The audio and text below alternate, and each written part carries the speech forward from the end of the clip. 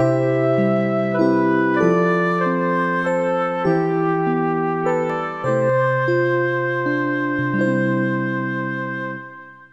रात आउँछ अनि चर्काएर जान्छ मलाई। एउटा रात आउँछ अनि चर्काएर जान्छ मलाई। फेरि उनको यादहरूमा फर्काएर जान्छ मलाई। नमस्कार, भाषा साहित्य र कलाको सङ्गम कार्यक्रम अन्तरङ्गमा यहाँलाई हार्दिक स्वागत छ। म घनश्याम पथिक। भाषा त्यो माध्यम हो जसले समाजलाई जोड्ने काम गर्दछ। साहित्य समाजको दर्पण हो जसले संसारलाई प्रतिबिम्बित गर्दछ भने कला एउटा यस्तो वस्तु हो जसले संसारलाई एक सूत्रमा बाँध्ने काम गर्दछ। हामी यिनै तीनवटा तत्त्वहरूको सेरोफेरोमा रहेर आफ्नो सिर्जना यात्रामा लागिरहनुभएका सर्जकहरूसँग कार्यक्रम अन्तरङ्गमा अन्तरङ्ग कुराकानीहरू गर्ने गर्दछौँ। हजुर, यसै क्रममा आज हामीसँग हुनुहुन्छ साहित्यकार अर्थात् कवि र विशेष गजलकार भनेर चिनिन्छ उहाँलाई। हजुर, उहाँसँग आज हामीले कुराकानी गर्ने जमर्को गरेका छौँ। आउनुहोस् उहाँसँग कुराकानीलाई अगाडि बढाउँ। आज हामीसँग हुनुहुन्छ गजलकार सुन्दर कुरूप। सुन्दरजी, तपाईँलाई कार्यक्रममा स्वागत छ। धन्यवाद। हजुर, आजकल साहित्यमा नै व्यस्त हुनुहुन्छ होला। आफ्नो सेवा एउटा सरकारी स्कुलमा पढाउनुहुन्छ, त्यो अलावा आफ्नो जुन पेसा छ त्योदेखि बाहेकमा साहित्यमै समक्ष छु म। नयाँ भर्खरै कुनै गजल लेख्नु भएको छ? कार्यक्रमलाई सिर्जनाबाटै अगाडि बढाउँ भन्ने पहिला फर्स्ट टाइम गजल लेख्न सिक्दाखेरि हाम्रो धनकुटेजी, प्रकाशजी, विवशजी, चेलीदिरूसँग भेट हुँदाको एउटा गजल छ। त्यो गजल म सर्वप्रथम यहाँ सुनाउन चाहन्छु। हुन्छ। धनकुटेले रोप्थे होला खुसी फल्ने बोट भए। धनकुटेले रोप्थे होला खुसी फल्ने बोट भए। प्रकाश पनि लाउँथे होला एउटा राम्रो कोट भए। मसँग के पो छ र विवश तिमीलाई दिन सक्ने। मसँग के पो छ र विवश तिमीलाई दिन सक्ने। म त अझै पिउँथे बरु तिमीलाई दिने नोट भए। धनकुटेले रोप्थे होला खुसी फल्ने बोट भए। चेली मलाई नसोध है तिमी किन पिउँछौ भनी। चेली मलाई नसोध है तिमी किन पिउँछौ भनी। तिमी पनि पिउँथे होली छातीभरि चोट भए। प्रकाश पनि लाउँथे होला एउटा राम्रो कोट भए। हामी किन उदास हुने बेला बेला हाँसिरहेछौँ। हामी किन उदास हुने बेला बेला हाँसिरहेछौँ। सडक पनि हाँस्थ्यो होला मुस्कुराउने ओठ भए। धनकुटेले रोप्थे होला खुसी फल्ने बोट भए। प्रकाश पनि लाउँथे होला एउटा राम्रो कोट भए। सडक पनि हाँस्थ्यो होला, मुस्कुराउने ओठ भए। अत्यन्तै मार्मिक गजल। पूर्वतिरका साहित्यकारहरूको नाम पनि जोड्नु भएको छ।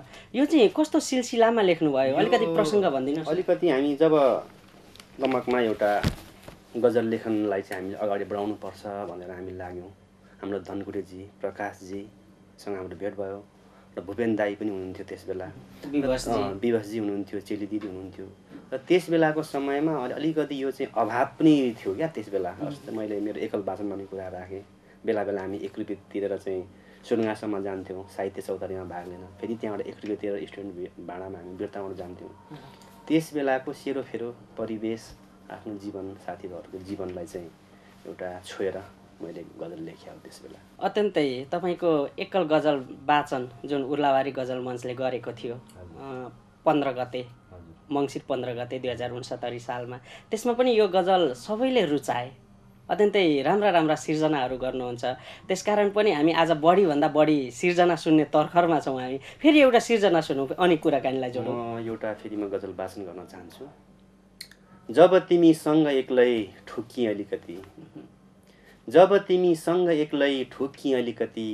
आगो थिएँ पानी भएँ पोखिएँ अलिकति। अग्ला हिमाल चढ्दा चढ्दै थाकेको कहाँ हो र। अग्ला हिमाल चढ्दा चढ्दै थाकेको कहाँ हो र।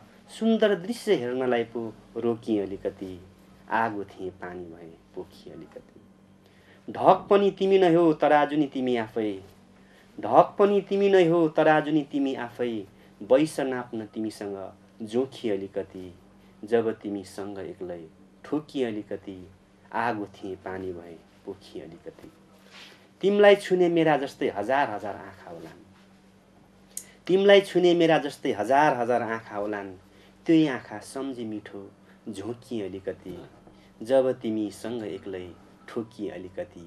आगो थिएँ पानी भएँ पोखिएँ अलिकति। सुन्दर कुरूपले वास्तविक गजलहरू हुन्छन्, अर्थात् सुन्दर कुरूपले लेख्ने गजलहरू यथार्थ परक हुन्छ भन्छन् नि। यथार्थ नै हो साहित्य भनेको। मलाई लाग्छ यथार्थमा थोरै कल्पना र कल्पनामा थोरै यथार्थहरू बिचको एउटा सङ्गम जस्तो लाग्छ मलाई साहित्य। कोहीसँग ठोकिनु भएको थियो, कोहीसँग पोखिनु भएको थियो जिन्दगीका मोडहरूमा, भएन खासै, तर अलिकति आफ्नो भावना थोरै केही थियो त्यसमा कला भरियो, हामी यसरी बुझौँ होइन। हामी अलिकति यो तपाईँको नामसँग प्रसङ्ग उठाउन मन लाग्यो। एकातिर तपाईँको नाम सुन्दर, वास्तविक नाम त सुन्दर कुमार लाउती हो। कुमार लाउती, अनि पछाडि छ कुरूप। यो सुन्दर एउटा ध्रुव अनि कुरूप अर्को ध्रुव, जस अपोजिट छ। यो कस्तो संयोग मिल्यो? यो अचम्म लाग्छ कि मलाई, जस्तै हामी अहिले यहाँ लाइटहरू छ होइन, यो लाइट बल्नको लागि माइनस र प्लस दुईवटा चार्जको आवश्यकता हुन्छ। तर जब कि माइनस र प्लस टच हुने बित्तिकै संसार ध्वस्त हुन्छ। र पनि बत्ती बल्नको निम्ति, जीवन बाँच्नको निम्ति माइनस प्लस मिल्नुपर्छ, अनि मात्रै एउटा जीवन चल्छ, संसार चल्छ होइन। अरू कुरा मेरो पनि त्यही हो, सुन्दर कुरूपमा हरेक वस्तुमा दुईवटा पक्ष हुन्छ भन्छु म। एउटा सुन्दर हुन्छ, एउटा कुरूप हुन्छ होइन। सबैलाई, हामी जतिको मान्छेले सुन्दरता कुरूपता सबैलाई अँगालेर हिँड्न सक्नुपर्छ, तब मात्रै हाम्रो जीवन चाहिँ राम्रो हुन्छ, सफल हुन्छ जस्तो लाग्छ मलाई। त्यही भावनालाई अलिकति समेटेर मैले सुन्दर कुरूप नाम राखेँ। जिन्दगीको बाटोहरू पहिलाउँदै जाँदाखेरि नकारात्मक र सकारात्मक दुईवटा बाटा हुन्छ। कहिले पनि सकारात्मक मात्रै पनि हुँदैन, नकारात्मक मात्रै पनि हुँदैन। सकारात्मक कति लिन सकिन्छ भन्ने मात्रै हो, त्यसैलाई संयोजन गर्नुभयो। हामी यसरी बुझौँ होइन त? हजुर, एकल गजल वाचनको कुरा गरौँ। पूर्वाञ्चलमा गजल वाचन कसैले एकल गरेका थिए तपाईँभन्दा अगाडि? एकल वाचन मलाई लाग्छ हाम्रो याम थुलुङजीको, हाम्रो प्रकाश लाइन क्रस मुभीको अफिसमा एकपल्ट भएको थियो उहाँको। हजुर, त्यसपछि तपाईँको? त्यसपछि चाहिँ मेरो जस्तो लाग्छ मलाई। कस्तो महसुस गरिरहनु भएको छ? मलाई त्यस एकल गजल वाचनले मलाई अलिकति के भने, अब मैले अझै राम्रो लेख्नुपर्ने रहेछ गजल, के गर्नु गजल अथवा गजललाई चाहिँ एउटा स्थापित एउटा साहित्यिक विधा, स्वतन्त्र विधा स्थापना गर्नको निम्ति मैले केही सङ्घर्ष गर्नुपर्ने रहेछ होइन। एउटा राम्रो गजलहरू लेख्नुपर्ने रहेछ भन्ने अलिकति मलाई चाहिँ जिम्मेवारी थपिएको हो कि जस्तो आफूलाई महसुस भइरहेछ। कतिको थेक्न सकिन्छ जस्तो लाग्छ? अब हेरौँ, अब गर्दै जाउँ होइन, गर्दै जाउँ। जिन्दगीले जबसम्म थेक्छ तबसम्म थेकिन्छ कि जस्तो लाग्छ। कुनै पनि उपाधि लिनु दिनु आफ्नो ठाउँमा ठुलो कुरा अरे, तर त्यसलाई थेक्न सक्नु चाहिँ अर्को महान कुरा छ अरे। हजुर, पक्कै पनि हाम्रो सुन्दरजीले सुन्दर गजलहरू लेख्नुहुन्छ। हामी आशा गर्छौँ भोलिका दिनहरूमा पनि यस्ता कार्यक्रमहरू आउने नै गर्दछन्। यो गजलको अहिले माहौललाई तपाईँले चाहिँ कसरी मूल्याङ्कन गर्नुहुन्छ? गजलको माहौल एकदम राम्रो छ भन्छु। हरेक कार्यक्रममा तपाईँको लगभग 2टा कविता वाचन भयो भने लगभग 5 देखि 10 गजल वाचन हुन्छ। र गजलको अहिले बाढी आएको छ भन्छु म होइन। र अलिकति सङ्लिन बाँकी छ। माहौल जस राम्रो छ, बाढी छ, तर बाढी सङ्लिनुपर्छ, बिस्तारै सङ्लिन्छ। पक्कै पनि त्यो बाढीभित्र फोहोर मैलाहरू त आएका छन्। त्यसलाई चाहिँ कसरी छान्ने हो? हामी लेख्ने, गजल लेख्नेहरूले होइन, पाठकहरूले, गजल समालोचकज्यूहरूले त्यसलाई चाहिँ अलिकति छान्ने काम गर्नुपर्छ। हतोत्साही बनाउने भन्दा पनि उत्साहसहित त्यसमा सुधार गर्ने मौका दिनुपर्छ। तर यो गुटबन्दी छ भनिन्छ नि साहित्यमा, एउटा गुटबन्दीले अर्को गुटबन्दीलाई नमान्ने, तपाईँलाई कस्तो लाग्छ? मलाई पनि कहाँ त्यस्तो अनुभव चाहिँ भइरहेछ होइन। तर गुटबन्दी हामी जस्तो साहित्य होइन, हामी त एउटा साहित्य भन्ने बित्तिकै समाजको सौन्दर्य भन्छु म। गुटबन्दीको त कुरै छोड्नु, साहित्यको त सिमाना नै हुँदैन। हामी साहित्य लेख्ने मान्छे अर्काको भावना लेख्छौँ होइन। गुटबन्दी बनाएर हिँड्यौँ भने त हामी नै आफै ध्वस्त हुन्छौँ नि, हाम्रो लेखन कार्य ध्वस्त हुन्छ। र गुटबन्दीले हामीलाई कहिले पनि जुन हाम्रो लक्ष्य हो कहिले त्यहाँ पुर्याउन सक्दैन जस्तो लाग्छ। समालोचकहरूले पनि आफ्नो जुन गुट हुन्छ त्यसबाट चाहिँ सङ्ग्रहहरू आयो र त्यसमा भूमिका लेख्नु पर्यो, समालोचना गर्नु पर्यो भने चाहिँ नराम्रोलाई पनि राम्रो भनिदिने, अनि अरूको गुटबाट आयो भने चाहिँ राम्रो छ भने पनि अलिकति केही खोट देखाइदिइहाल्ने। यो परम्पराले अब हामीलाई भनौँ न विशेष अलिकति दुःख दिएको छ भनौँ न। किनभने हामी त लेख्ने मान्छे होइन, अब सबैलाई, सबै विधालाई, सबैको साथीभाइको लेख रचनालाई हामी सम्मान गरेर हिँड्छौँ। किनभने हामी लेख्ने मान्छे हरेक लेखकको एउटा सृजनालाई सम्मान गरेर हिँड्नुपर्छ जस्तो लाग्छ म। हामी आज सुन्दर कुरूपका सुन्दर सिर्जनाहरू अनि साहित्यिक भावनाहरू सुन्दैछौँ। यति बेला भने हामी विश्राममा जान्छौँ। विश्रामपछि फेरि पनि कुराकानीलाई लिएर उपस्थित हुनेछौँ।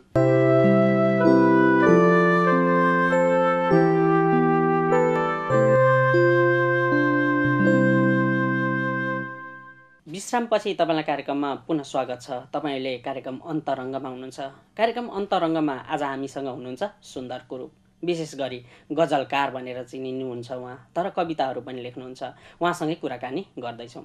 सुन्दरजी, एउटा सिर्जना फेरि तपाईँको सिर्जनाले त एकदमै मोहित बनायो मलाई चाहिँ। अब म यस क्रममा एउटा कविता पहिला चाहिँ कविता लेख्थेँ म जब हाम्रो धनगुडेजी, प्रकाशजी, हाम्रो भूपेन दाईहरूसँग अलिकति जब मेरो सामिप्यता भयो त्यस पछाडि मात्रै मैले गजल लेख्न थालेँ। हाम्रो लोकेन्द्र बन्जराजी हुनुहुन्थ्यो, विवश दाई। भनेपछि अलिकति यहीँ जोडिहालेँ, म पछाडि सोध्न खोज्दै थिएँ। कविताबाट चाहिँ साहित्यिक आकाशको उडान भर्नुभएको तपाईँले।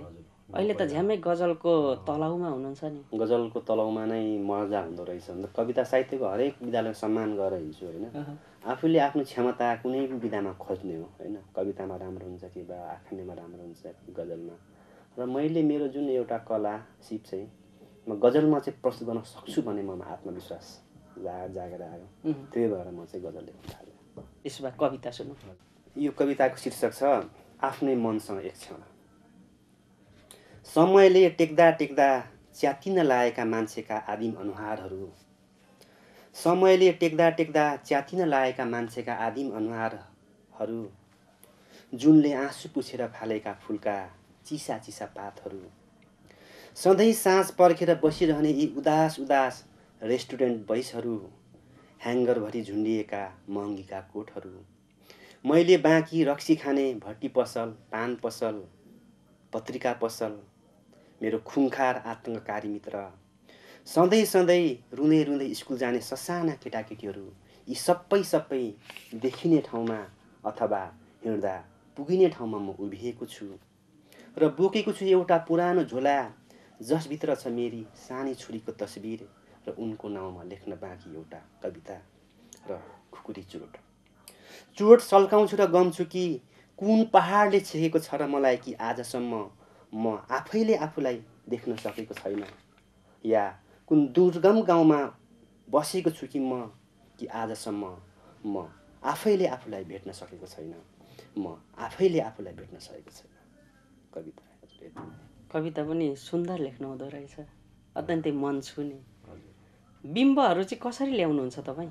बिम्बहरू चाहिँ अब त्यो खोज्ने हो। कथाले आफै माग्छ। आफै माग्छ कथाले। अब यहाँनेरि तपाईँ कविता र गजल अरू केही लेख्नुहुन्छ? म कविता र गजल मात्रै लेख्नुहुन्छ है। यहाँनिर म एउटा प्रश्न राख्न चाहन्छु। तपाईँले गजल र कवितामा रोज्नु पर्यो भने चाहिँ के रोज्नुहुन्छ? म गजल र कवितै म रोज्छु। दुई रोज्नुहुन्छ। तर बाहिर त सुन्दर कुरूप कवि हो भनेर त कसैले चिन्दैनन् नि। हजुर, मेरा पुराना मित्रहरूले चाहिँ चिन्छन्। गजलमै धमाका छ तपाईँको। तपाईँले कुनै पनि गजल सङ्ग्रह निकाल्नु भएको छैन, तर गजल सङ्ग्रह निकाल्नेहरूभन्दा पनि धेरै स्थापित गजलकार हुनुहुन्छ। होइन, मलाई चाहिँ के भने स्थापित आफू अझै ममा गजल लेख्नमा एउटा परिपक्वता आइसकेको छैन जस्तो लाग्छ मलाई होइन। त्यही भएर मेरो सङ्ग्रह नआउनुको कारण पनि त्यही हो होइन। म अझै राम्रो, योभन्दा राम्रो गजल चाहिँ लेख्न सकौँ र मात्रै एउटा सङ्ग्रह निकाल्नु भन्ने मेरो एउटा चाहिँ सबैभन्दा ठुलो एउटा मनसाय छ। त्यही कारणले गर्दा मैले सङ्ग्रह निकाल्न अलिकति रोकिरहेको छु। विद्वानहरूले भन्छन् नि, मान्छेहरू राम्रो खोज्दा खोज्दै जिन्दगीलाई पूर्णता बनाउन खोज्दा खोज्दै एक दिन मृत्युवरण गर्छन्। जिन्दगी आशामै जान्छ अनि पूर्णता पनि प्राप्त हुँदैन। कतै जीवनभरि नै गजल सङ्ग्रह, कविता सङ्ग्रह हामी पढ्न नपाउने त होइन? होइन, त्यो हुन्छ, मेरो आउँछ। भोलिको आशाको केन्द्र हाम्रो यही हो। अलिकति अस्तिकै प्रसङ्गलाई फेरि जोड्छु। गजल वाचन टिकटमा यसले साहित्यमा लगाव अथवा झुकाव राख्नेहरूलाई केही टेवा पुर्याएको छ? साहित्यमा जुन टिकट सिस्टम भयो, वास्तवमा साहित्य पनि अब पहिला त साहित्यकार के हो, यो लेख्ने मान्छे के होइन, फुकटिया हिँड्छ, कामै छैन। तर अहिलेको जेनेरेसनमा आएर चाहिँ वास्तवमा साहित्य पनि के हो, साहित्य एउटा समाजको अति अनुपम सौन्दर्य रहेछ भन्ने एउटा कवि, लेखक, बुद्धिजीवीहरूमा चाहिँ एउटा चेतना आइसकेको जस्तो मलाई लाग्छ। त्यही भएर अस्ति मेरो गजल वाचन टिकट सिस्टम भयो। जो सबै आउनुभयो होइन, भाइहरू आइदिनु भयो, बिरतनगरदेखि, विराटनगरदेखि, इटहरीदेखि, धरानदेखि सबै दाइहरू साथीभाइहरू आइदिनु भयो। धेरै खुसी लाग्यो। पक्कै पनि म पनि उपस्थित थिएँ, माहौल एकदमै जमेको थियो। एउटा फेरि सिर्जना सुनाऊ। म एउटा सिर्जना सुनाउँछु, म गजल सुनाउँछु यस क्रममा। कसले बुझ्ने शब्द आँसु झार्नेहरूका कथाहरू, कसले बुझ्ने शब्द आँसु झार्नेहरूका कथाहरू, नदीले नै मेट्यो नदी तार्नेहरूका कथाहरू, रक्तामा यो लास टेकी कहाँसम्म पुगे होलान्, रक्तामा यो लास टेकी कहाँसम्म पुगे होलान्, जित्नेहरूलाई सुनाउनु थियो हार्नेहरूका कथाहरू, नदीले नै मिठो नदी तार्नेहरूका कथाहरू। कति पढ्नु इतिहासमा हिजोदेखि आजसम्म, कति पढ्नु इतिहासमा हिजोदेखि आजसम्म, आफू बाँच्नु अरूलाई मार्नेहरूका कथाहरू, नदीले नै मिठो नदी तार्नेहरूका कथाहरू। छोपिदेऊ आकाश अब तिम्रो विशाल हत्केलाले, छोपिदेऊ आकाश अब तिम्रो विशाल हत्केलाले, धरतीलाई टुक्रा टुक्रा पार्नेहरूका कथाहरू, नदीले नै मिठो नदी तार्नेहरूका कथाहरू। कसले बुझ्ने शब्द आँसु झार्नेहरूका कथाहरू। नदीले नै मिठो नदी तार्नेहरूका कथाहरू। साँच्चै मिठो बिम्बहरूको संयोजन। बिम्बहरूको मलाई त्यो एकपल्ट पनि म जस्तै तपाईँको यो कोसी गइरहेको थिएँ होइन, एउटा माझी नाउँ खेल्दै हिँड्दै थियो, उसको बाटो जुन एउटा पश्चाप नाउँको पश्चाप चाहिँ वास्तवमा पानीले नै क्या मेटिरहेको थियो। म विद्यार्थीहरू लिएर गइरहेको थिएँ पिकनिक खान, त्यस बेला म त्यस्तो किसिमको भावना आयो कि वास्तवमा त्यो एउटा गरिब मान्छे, एउटा आफ्नो घाँस बाँसको निम्ति चाहिँ जाल हानेर हिँड्ने मान्छे नाउँ खेल्दै हिँड्छ, तर त्यही आफ्नो बाटोलाई चाहिँ फेरि पानीले मेटाउँदै मेटाउँदै जान्छ। त्यहीबाट अलिकति मलाई कस्तो कस्तो त्यो भावना संवेदनालाई छुयो, त्यही भएर मैले लेखेँ त्यसबेला। कस्तो किसिमका गजलहरू लेख्यो भने चाहिँ उत्कृष्ट होलान् सुन्दाजी? कुनै पनि विषयवस्तुले, कुनै संवेदनाले, विचारले जब छुन्छ, छोएपछि त्यसलाई गजलमा लेख्न सकियो भने त्यो उत्कृष्ट गजल हुन्छ जस्तो लाग्छ। छोएर पनि गहिराइमा पुग्नु, गहिराइमा पुग्नुपर्छ। माझीले नाउ खियाएको त सबैले देख्छन् नि, तर तपाईँले देख्ने र अरूले देख्नेमा यति फरक भयो। यस्तो पो लाग्यो, म त आज गजलै मात्रै वाचन गराइरहँ तपाईँलाई जस्तो लाग्यो। तर के गर्नु, हाम्रो समय पाबन्दी छ, अलिकति कुराकानीलाई पनि जोड्नु पर्यो। आदरणीय दर्शकबिन, सुन्दर कुरो, राम्रो गजल लेख्नुहुन्छ, तपाईँहरूलाई पनि थाहा भइसक्यो होला, कवि पनि हुनुहुन्छ त्यो पनि थाहा भइसक्यो होला। अब एउटा कुरा हामीले लुकाइराखेका छौँ, उहाँ राम्रो गजल पनि गाउनुहुन्छ, गाएर पनि सुनाउनु भएको थियो। आज हामी गाउन त लाउँदैनौँ, किनभने कोही पनि गायकलाई एउटा साधन, कुनै पनि बजाउने साधन भएन भने गाउन अप्ठ्यारो हुन्छ। अनौपचारिक कुराकानीको क्रममा उहाँले भनिसक्नु भएको छ। तसर्थ उहाँलाई आज हामी गजल गायनका बारेमा चाहिँ पक्कै पनि कुराकानीहरू राख्ने जमर्को गर्छौँ। जस्तो गजल गायन आएको छ नि अहिले बजारमा, यो गजल गायनलाई चाहिँ तपाईँले कसरी लिनुहुन्छ? गजल गायन जे होस् राम्रै छ, तर अलिकति गजल गायनमा अहिले जुन आइरहेछ त्यसलाई चाहिँ अलिकति जुन गजलको जुन एउटा मर्मभित्र भावनालाई अलिकति समेट्न सकेको छैन जस्तो लाग्छ मलाई। गजलको जे राम्रो छ, जस्तै बजारमा चलिआएका गजलहरू होइन, जुन गायककारले गाउनु भएको छ राम्रो छ, तर गजलको भित्री भावनालाई चाहिँ अलिकति टिप्न सकेको छैन जस्तो लाग्छ मलाई। भनेपछि सङ्गीतकारहरूले न्याय गर्न नसकेका, सङ्गीतकारले न्याय गर्न नसके नै भन्छु, किनभने त्यसलाई चाहिँ अलिकति हुन त अब व्यावसायिकरण पनि गर्नुपर्छ होइन। एउटा अब गायकले अब मात्रै गजलको लागि मात्रै गाउने होइन, अरू श्रोताको लागि पनि गाउनुपर्छ। त्यसले गर्दा अलिकति अब त्यो व्यावसायिकतातिर पो ढल्केको हो कि होइन, हुनु चाहिँ व्यावसायिकता हुनै पर्छ, तर ज्यादा चाहिँ त्यसमा चाहिँ ढल्केको हो कि जस्तो मलाई अनुभव भइरहेको छ। व्यावसायिकता बढी भयो भने गुणात्मक घट्छ होइन, हामी सुन्छौँ होइन, अहिले त्यहाँ चाहिँ रकहरू बिचबिचमा रक म्युजिकहरू लाएर पनि गजलहरू बनेका छन्। खैर, आगामी दिनमा गजल सङ्गीत पनि राम्रो भएर आओस्, हामी यही आशा गरौँ होइन। अन्तिममा अब हामी कार्यक्रमको अन्तिम मोडमा छौँ, एउटा कुनै रचना तपाईँको? म एउटा गजलैमा वाचन गर्न चाहन्छु। जाने मान्छे फर्किआउँछ तिमीलाई देखेपछि, जाने मान्छे फर्किआउँछ तिमीलाई देखेपछि, गीत नै आफै गीत गाउँछ तिमीलाई देखेपछि। नहिँड्नु नदी छेउ नहिँड्नु तलाउमा, नहिँड्नु नदी छेउ नहिँड्नु तलाउमा, पानी आफै तिर्खाउँछ तिमीलाई देखेपछि, गीत नै आफै गीत गाउँछ तिमीलाई देखेपछि। एक सुरमा उभिरहेको रुखले पनि अचम्म छ, एक सुरमा उभिरहेको रुखले पनि अचम्म छ, बिना हावै पात हल्लाउँछ तिमीलाई देखेपछि, गीत नै आफै गीत गाउँछ तिमीलाई देखेपछि। तिर्खाएको मनहरूले खोला धाउनु ठिकै हो, तिर्खाएको मनहरूले खोला धाउनु ठिकै हो, तर खोलै तिर्खा धाउँछ तिमीलाई देखेपछि, जाने मान्छे फर्किआउँछ तिमीलाई देखेपछि, गीत नै आफै गीत गाउँछ तिमीलाई देखेपछि। गीत नै आफै गीत गाउँछ तिमीलाई देखेपछि। अत्यन्तै सुन्दर गजलहरू, सुन्दर कुरूपका गजलहरू। हामीसँग समयको लगभग पाबन्दी सकिएको छ सुन्दरजी, तसर्थ अब हामीले बिट मार्नुपर्ने भएको छ कार्यक्रमलाई। आगामी दिनहरू तपाईँका जीवनयापनका दिनहरू, साहित्यिक दिनहरू तपाईँ जस्तै सुन्दर हुन्। कुरूप चाहिँ पर छाडेर आउनुहोस् र नाममा मात्र सुन्दर कुरूप भएर आउनुहोस्। हामी शुभकामना दिन्छौँ। हाम्रो लागि समय उपलब्ध गराइदिनु भयो, त्यसको लागि पनि तपाईँलाई धेरै धेरै धन्यवाद। र म अन्तिममा जुन यो अब मलाई माथि चुलाचुली बस्ने मान्छे हाम्रो घनश्याम भाइले यहाँसम्म ल्याएर र यो हिमशिखर टेलिभिजनबाट आफ्नो भनाइहरू, आफ्नो रचनाहरू प्रस्तुत गर्नु पाएकोमा धेरै खुसी छु र सम्पूर्ण हिमशिखर परिवारप्रति, भाइप्रति आभार प्रकट गर्न चाहन्छु। दर्शकबिन, आजको